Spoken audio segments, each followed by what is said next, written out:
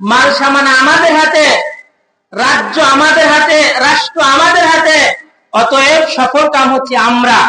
আল্লাহ তাআলা বলতেছেন না, যারা শুধু দুনিয়া হাসিল করেছে তারা সফল কাম নয়, যারা দুনিয়া এবং আখিরাতকে কামাই করেছে তারাই হচ্ছে প্রকৃত সফল কাম। বলেন আল্লাহু আকবার।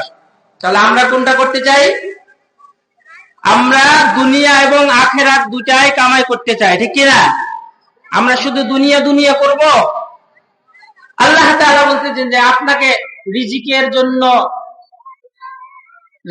জন্য আপনাকে যে খুব পেরেশানি করতে হবে তা না। আল্লাহ তাআলা আপনাকে আমাকে আশ্বাস দিয়ে বলতেছেন, ওয়ামান ইয়াত্তাকিল্লাহা ইয়াজআল লাহু মাখরাজা ওয়া ইয়ারযুকুহু মিন হাইসু লা ইয়াহতাসিব। জোরে বলেন আল্লাহু আকবার। আল্লাহ তাআলা জানায় দিচ্ছেন, ও পৃথিবীর মানুষ, ওয়ামান ইয়াত্তাকিল্লাহ, যে ব্যক্তি আমি আল্লাহকে ভয় করে। কাকে ভয় করে? আমি আল্লাহকে ভয় করে। যে ব্যক্তি আল্লাহ তাআলাকে ভয় করে, ওয়ামান ইয়াত্তাকিল্লাহ ইয়াজআল লাহু মাখরাজা, ওই ব্যক্তির নিকৃতির ব্যবস্থা করে দেন, ওর কাজকে আল্লাহ তাআলা সহজ করে দেন। ওয়া ইয়াজআল লাহু মাখরাজা ওয়া ইয়ারযুকুহু মিন হাইসু লা ইয়াহতাসিব, আর তাকে রিজিক দান করে তার ধারণাতীত উৎস থেকে। রিজিকের জন্য আমাকে পিছনে দৌড়াইতে হবে না, রিজিক আমার পিছনে দৌড়াবে। রিজিক কার পিছনে দৌড়াবে? আমার পিছনে দৌড়াবে, রিজিকের পিছনে দৌড়ানো লাগবে না। এটা আল্লাহ তাআলা বলছেন যে প্রথম শর্ত হলো আল্লাহকে ভয় করতে হবে। আল্লাহকে যদি ভয় করি তাহলে কি আমি ফজরের সালাতের আযান শুনে আমি ঘুমিয়ে থাকতে পারি? কথা বলেন না কেন? আমার কথা কি বুঝতে কষ্ট হচ্ছে? সংক্ষিপ্ত সময়, আমি বেশি সময় নেব না। যদি ভয় করতাম তাহলে যে দোকানে বাজারে ঘাটে ঘোরাফেরা করছি, আপনার প্রয়োজন সেরে আপনি হয় বাড়িতে চলে যাবেন, ঘুমিয়ে যাবেন, আর না হয় আপনি মাহফিলে এসে বসবেন। এটাই আপনার দায়িত্ব, ঠিক কি না? যদি ঘুমিয়ে থাকেন ফজরে সালাতে উঠতে আপনার কষ্ট হবে না। রাসূল সাল্লাল্লাহু আলাইহি ওয়াসাল্লাম বলতেন, এশার সালাতের পরে তোমরা ঘুমিয়ে যাও। কেন? এশার সালাতের পরে যদি ঘুমিয়ে যায় তাহলে ফজরের সালাতে উঠতে কষ্ট হবে না। তো প্রথম শর্ত হলো যে আল্লাহকে ভয় করতে হবে। আল্লাহ তাআলাকে যদি ভয় করি তাহলে আল্লাহ তাআলা আমার কাজকে সহজ করবেন, আমার কঠিন কাজগুলোকে সহজ করে দিবেন, আর আমাকে দান করবেন ধারণাতীত উৎস থেকে রিজিক। আমি আজকে দুপুরে কোথায় খাবো, কোন জায়গায় খাবো, কোন রিজিকটা আমার তাকদিরে আছে এটা বলা যাবে না। এটা আল্লাহ তাআলা বলছেন যে তাকে তার ধারণাতীত, যেটা সে ধারণা করেন, কল্পনা করনি, সেখান থেকে আমি তাকে দান করব রিজিক। সম্মানিত উপস্থিতি, আল্লাহ তাআলাকে ভয় করতে হবে। তো কথা বলতেছিলাম যে মুমিন সফল কাম তারা যারা দুনিয়াও কামাই করেছে, আখিরাতও কামাই করেছে। তা আমরা কোনটা করতে চাই? দুনিয়াও করতে চাই, আখিরাতও করতে চাই। আল্লাহ তাআলা 7টা গুণের কথা বলতেছেন। 1 নাম্বার গুণ আল্লাহ তাআলা জানাই দিচ্ছেন। 1 নাম্বার গুণ, আল্লাযীনা হুম ফী সালাতিহিম খাশিউন।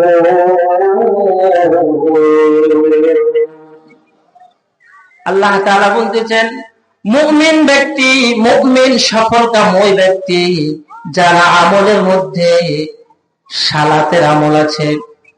আল্লাযীনা হুম ফী সালাতিহিম খাশিউন, যে ব্যক্তি খুব বিনয়ের সাথে, খুব নম্রতার সাথে, খুব ভদ্রতার সাথে, ভদ্র সহিত খুশু খুজুর সাথে সালাত আদায় করে, সেই ব্যক্তি সফলকাম মুমিন।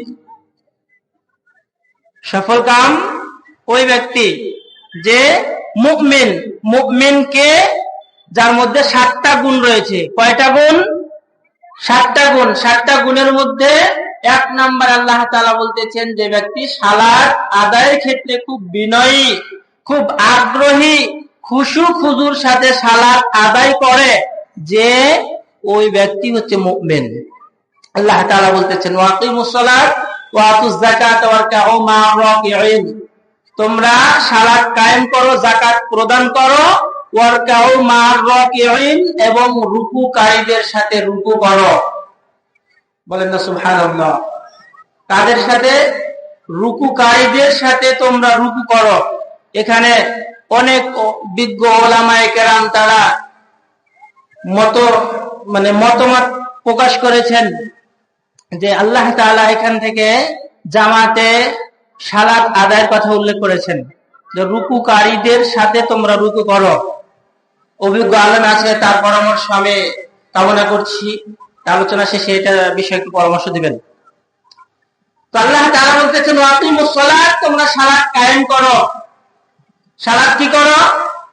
সালাত কায়েম। আমি সালাত আদায় করছি, আমি বাড়ির প্রতিনিধি, আমি পরিবারের অভিভাবক, আমি সালাত পড়ছি, ঠিক আছে।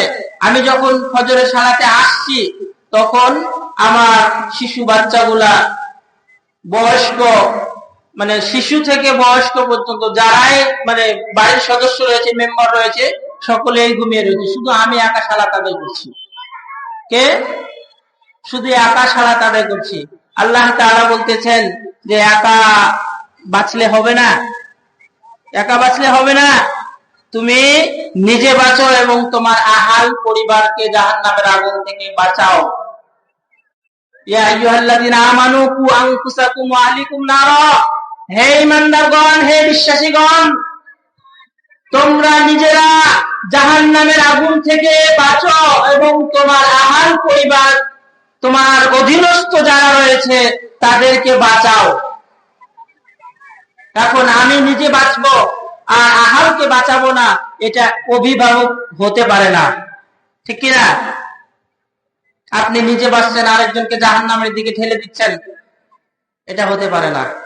সম্মানিত উপস্থিতি, মুমিনের 1 নাম্বার গুণ কি? খুশু-খুদুর সাথে সালাত আদায় করে। কিসের সাথে? খুশু-খুদুর সাথে সালাত আদায় করে, সালাত আদায় খুব আগ্রহী। এরপর আল্লাহ তাআলা বলতেছেন মুমিন ব্যক্তির বৈশিষ্ট্য হচ্ছে, মুমিনের গুণ হচ্ছে তারা অনার্থক কথাবার্তা থেকে বিরত থাকবে, অসার ক্রিয়াকলাপ থেকে বিরত থাকবে, অনার্থক কথাবার্তা বলবে না। ওয়াল্লাযীনা হুম আনিল লাগবি মুরিদুন, যারা অসার ক্রিয়াকলাপ থেকে বিরত থাকে তারাই হচ্ছে মুমিন। অসার ক্রিয়াকলাপ, অনার্থক কথাবার্তা থেকে বিরত থাকতে হবে। যে কথার অর্থ নেই, অনার্থক, অযথা। এক জায়গায় মজলিসে বসে আছি, 2 জন, 5 জন, 7 জন, 8 জন, 10 জন মজলিসে বসে আছি, আর চলতেছে একজন আরেকজনের গীবত। একজন আরেকজনের কি চলতেছে? সমালোচনা চলতেছে, সমালোচনা করতেছে। আল্লাহ তাআলা এটাকে গীবত বলেছেন। রাসূল সাল্লাল্লাহু আলাইহি সাল্লাম এটাকে নিষেধ করেছেন। আল্লাহ তাআলা বলতেছেন ওয়ালা তাদাসসাসু ওয়ালা ইয়াগতাব বা'দুকুম বা'দা আইয়ুহিব্বু আহাদুকুম আইয়াকুলা লাহমা আখিহি মাইতান ফাকারিহতুমু। আল্লাহ তাআলা বলতেছেন যে তোমাদের মধ্যে কেউ কি আছে যে তারা পছন্দ করবে তার মৃত ভাইয়ের গোশত খেতে? আপনারা পছন্দ করবেন? মৃত ভাইয়ের গোশত খেতে পছন্দ করবেন? আল্লাহ তাআলা বলতেছেন যারা গীবত করে, সমালোচনা করে, অপর ব্যক্তির গীবত করে, তার অনুপস্থিতিতে তার সম্পর্কে কথাবার্তা বলে, এটাকে গীবত বলা হয়েছে। আল্লাহ তাআলা এটা নিষেধ করেছেন যে যারা এই গীবত করে তারা কি পছন্দ করবে? তার মৃত ভাইয়ের গোশত খেতে করবে কি? আল্লাহ তাআলা বলতেছেন যেমন মৃত ভাইয়ের গোশত পছন্দ করবে না, অনুরূপ ভাবে যারা মুমিন তারা এই গীবত করা পছন্দ করবে। আমার কথাগুলোকে বুঝতেছেন? সম্মানিত উপস্থিতি, যারা মুমিন হবে তারা অনার্থক কথাবার্তা বলবে না, এই অসার ক্রিয়াকলাপ থেকে বিরত থাকবে। এরপর আল্লাহ তাআলা এরপরে গুণ বলতেছেন যে তারা যাকাত দানে খুব আগ্রহী হবে, যাকাত প্রদান করবে।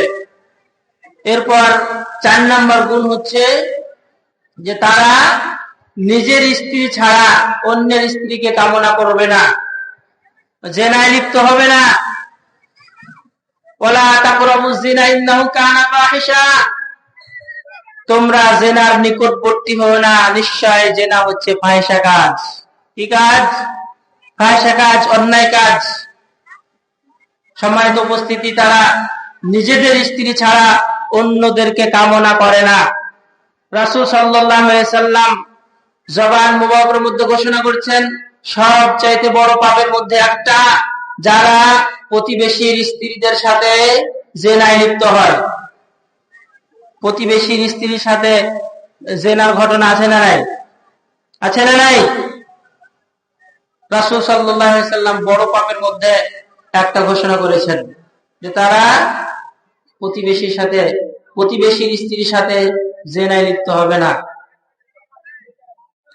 এরপর আল্লাহ তাআলা আবার বলতেছেন সালাতের কথা। সালাতের সময়ের হেফাজত করার উল্লেখ করেছেন, যে যারা সালাতের সময়ের হেফাজত করে তারা হচ্ছে প্রকৃত মুমিন। আর আমানতের খিয়ানত করে না। যারা মুমিন হবে তারা আমানতের খিয়ানত করবে না। মুনাফিকের আলামত তিনটি: মিথ্যা বলবে, মুখে যেটা বলবে সেটা মিথ্যা বলবে, ওয়াদা করলে সেটা ভঙ্গ করবে, তার কাছে আমানত রাখা হলে সেটাকে খিয়ানত করবে। এমন এই লোক আমাদের সমাজে আছে না নাই?